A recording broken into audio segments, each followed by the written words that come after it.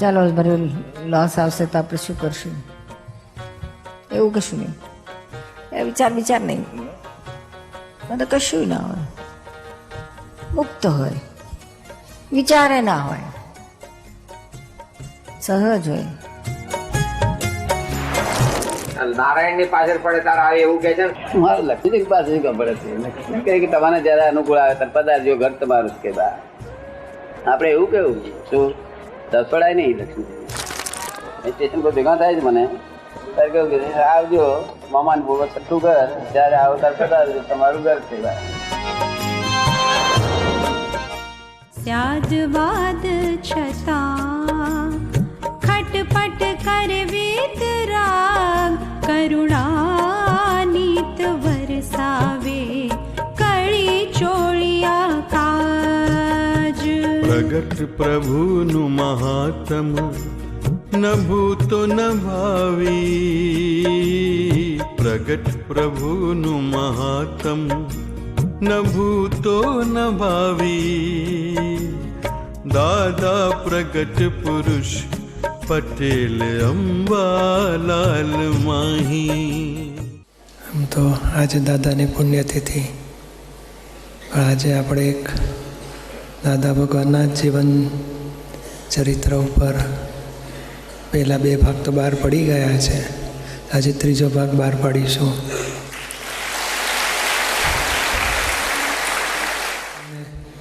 ભાગ 3 જ્ઞાની પુરુષમાં એમના ધંધાની હકીકતો બધી જાણવા મળશે આપણને, કે કેવી રીતે ભાગીદાર સાથે એડજસ્ટમેન્ટ લીધા, ક્યાંય ભાગીદારની પ્રકૃતિ દોષ કશું જોયું જ નથી, એવા એડજસ્ટમેન્ટ લીધા કે છેવટે ભાગીદાર પણ કે છે દાદા તો ભગવાન જ છે.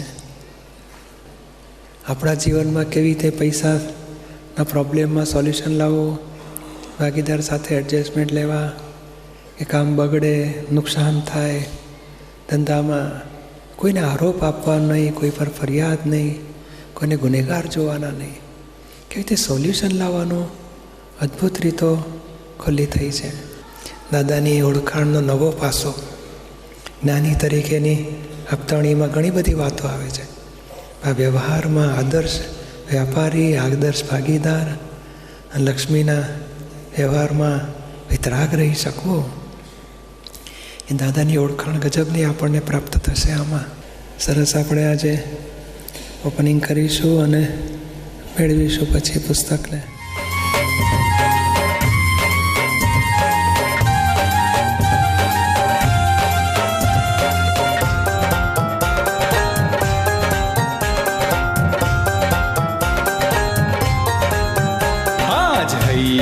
હરખ ઉભરાયો રે મને દાદા રે મળ્યા. હૈયે હરખ ઉભરાયો રે મને દાદા રે મળ્યા. દાદા રે મળ્યા મારા ભવ બંધન ટળ્યા.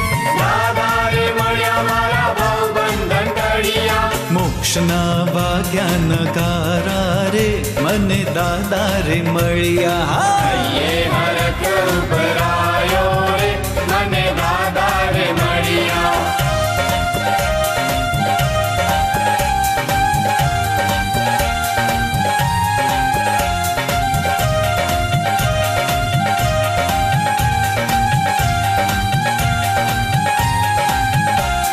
દ્રષ્ટિ બદલાઈ જાણે જીવન બદલાયું. દ્રષ્ટિ બદલાઈ જાણે જીવન બદલાયું.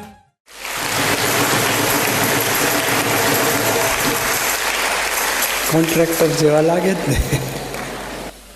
કોઈ સાથે બોલો એમને બધું માનનું તોફાન થયું છે ખરું, કોઈ સાથે ભેદ પડ્યા નથી, અને છેવટે એ વ્યક્તિઓ સાથે એકતા રહી બિઝનેસમાં અને વ્યવહારમાં. સુંદર વાતો બધી મળે છે. દાદા કહે છે ને, અમે તારણ કાઢવામાં કાઢેલી જિંદગી કહે છે, આખી જિંદગી ધંધો કરેલો, પણ અમારે ધંધા ઉપર બહુ પ્રીતિ જ નહીં. ધંધા બધા બહુ કર્યા, કામકાજ ઘણું બધું, પણ ધંધામાં એક ક્ષણ છે તે અમારો ઉપયોગ ના હોય. મેં તો આખી લાઈફ લેબોરેટરી જેવી વાપરી છે, રિસર્ચમાં જ કાઢી છે મેં. આ જગત શું છે, કેવી રીતે ચાલે છે, હું કોણ છું, એના જ વિચાર આખો દાડો. એ વિચારમાં જ જીવન ગયેલું. હું તો આ શોધખોળ કરવા આવ્યો છું ને છેવટે મેં મારી શોધખોળ કરી નાખી છે. બધી કરી નાખી એટલું નહીં, જગતને ધરી દીધી છે બધી. આ તો અનંત અવતાર નોકરી ધંધા જ કર્યા ને, એમાં આપણું શું? તે વેપાર તો વ્યવસ્થિતને આધીન છે. માટે પોતાના આત્માનું કરી લઈએ તો કામ લાગે. આવા જ્ઞાની આવો સંજોગ ફરી પ્રાપ્ત થાય એવું નથી.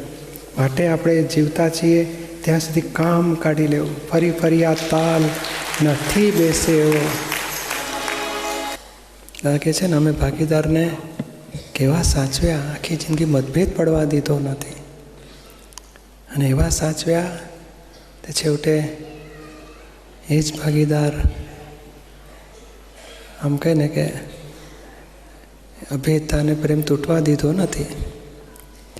અને પ્રકૃતિ નિરીક્ષણ કરીને એવું શોધી કાઢ્યું કે આમની સાથે એવી રીતે એડજસ્ટમેન્ટ લીધું ભાગીદાર સાથે કે એની પોતાની વ્યક્તિ હોય એવું જોઈન્ટ થઈ ગયા. એની બાઉન્ડ્રીની અંદર પોતે સમાઈ ગયા કે છે ને એમને એમ થાય કે થોડું વધારે કમાઈ લઈએ, વધારે ભેગું કરીએ, લોભની ગ્રંથિ. તો અમે એવું શોધી કાઢ્યું કે એની બાઉન્ડ્રીની અંદર આવી ગયા એટલે અમારી સાથે જુદાઈ રાખે જ નહીં. અને ધંધામાં તો કે નફામાં ભાગીદાર, ખોટમાંય ભાગીદાર. એટલું જ નહીં, દીકરા દીકરી પરણામાં ભાગીદાર. કે નહીં, આપણી દીકરી પરણતી હોય તો અડધો ખર્ચો મારો, અડધો તમારો. ભાગીદારીમાં જ પરણાવવાને.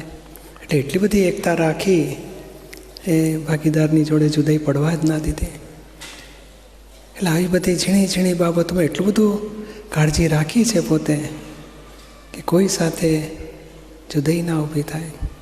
અને એક પૈસા માટે ભાગીદાર 5,000 કહી ગયો કોઈ, તો કે આટલો વિશ્વાસઘાત આમ તેમ. તો કે ભાઈ આ પૈસા માટે અમે ઝઘડ્યા નથી આખી જિંદગી.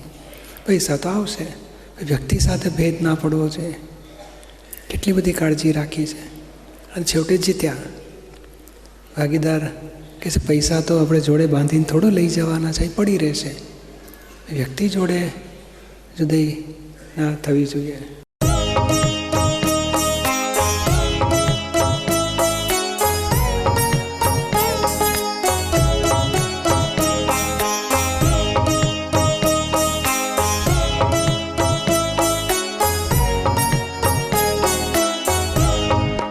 દર્શન ઠાર્યમ અંતર ને હસતા ઝાડ પાંદને પુષ્પ અમે જન ખેલયાપ્ત સ્વજન નકી તે નિજ પ્રેમ સ્વરૂપ. આ દર્શન ઠાર્યમ અંતર ને હસતા ઝાડ પાંદને પુષ્પ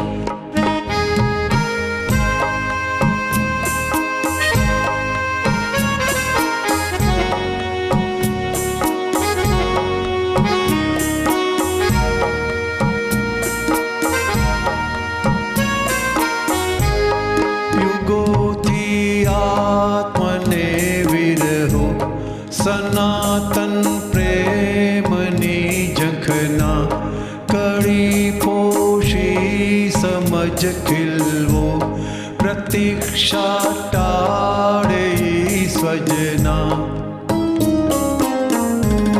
શ્રીફળ ફૂલ ગાય દૂધ આપે સુગંધની બાજી સહિયારી. જો ખુશબુ ઉપકારો વધે શુદ્ધ પ્રેમ પૂજારી. આ દર્શન આર્યમ અંતર ને હસતા ઝાડ પાંદને પુષ્પ.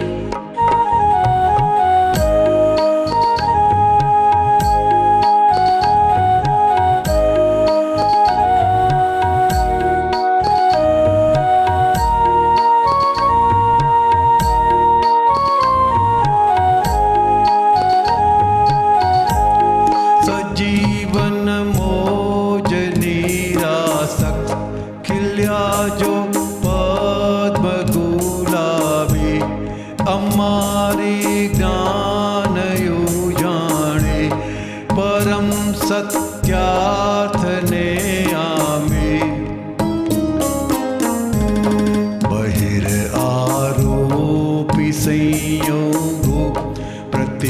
નિશ્ચિત સુખ પીછે દુઃખ અને સત્સંગી નિજ યોગે તશો વિતરાગ સ્વાત્મીય સુખ આદર્શન કાર્યમ અંતર ને હસતા ઝાડ પાંદ ને પુષ્પ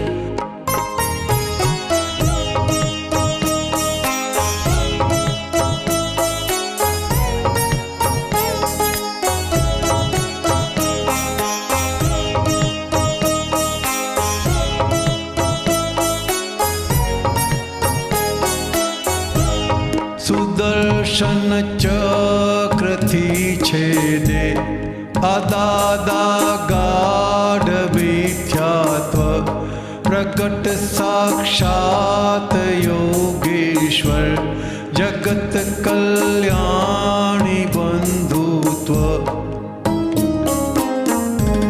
સુરક્ષિત દૈવી કૃપા બળ વ્યવસ્થિત જ્ઞાનીના તપ બળ જગત કલ્યાણી વાવણીથી લણાશે જ્ઞાન મોક્ષય ચર આદર્શન ઠારેયમ અંતર ને હસતા ઝાડ પાંદ ને પુષ્પ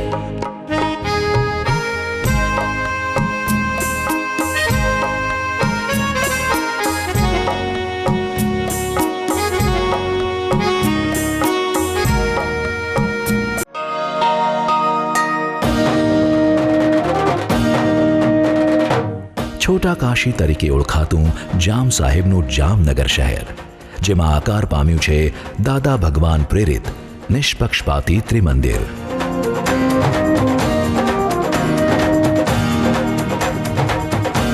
શહેરના રહેવાસીઓ ઉપરાંત બહારથી આવતા મુસાફરો પણ આ ત્રિમંદિરના દર્શન કરી ભાવ વિભોર થઈ જાય છે.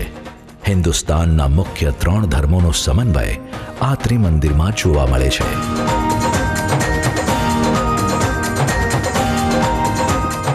વિવિધ સુવિધાસભર આ ત્રિમંદિરમાં વિવિધ તહેવારો પણ ખૂબ જ ધામધૂમથી ઉજવાય છે. આપ પણ આ ત્રિમંદિરના દર્શન કરી આનંદના મહાસાગરમાં ડૂબકી મારવાનું ચૂકશો નહીં.